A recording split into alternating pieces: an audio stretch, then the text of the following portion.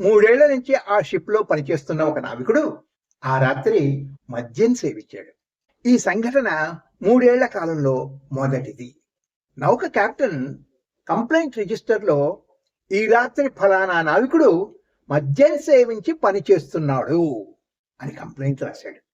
ఈ వాక్యం వల్ల తన ఉద్యోగం పోతుందని నావికుడు కెప్టెన్‌ని కొద్దిగా సవరణ చేయమని అడిగాడు. ఈ 3 ఏళ్ల కాలంలో మొదటిసారి అని రాయండి అని ప్రాధేయపడ్డాడు. మొదటి తప్పుగా క్షమించమని వేడుకున్నాడు. కానీ కెప్టెన్ ఒప్పుకోక నేను రాసేశాను, అదే నిజం అని ఖరాఖండిగా చెప్పాడు.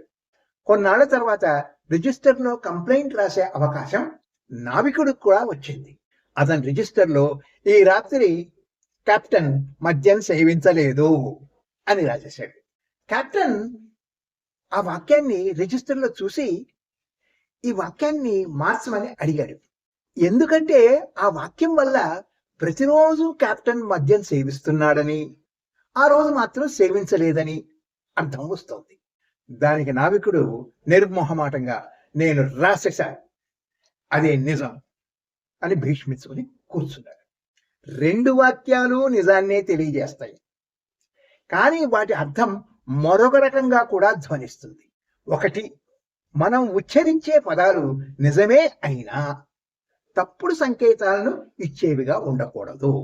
2, ఒక విషయం గురించి ఒక అభిప్రాయానికి వచ్చే ముందు అది నిజమైన అర్థాన్ని ఇస్తుందా, పరోక్షంగా వేరే అర్థాన్ని కూడా సూచిస్తుందా ఇది కూడా ఆలోచించాలి. అందుకే తప్పుడు భావాలను సూచించే వాక్యాలను వాడకుండా ఉండడం చాలా మంచిది.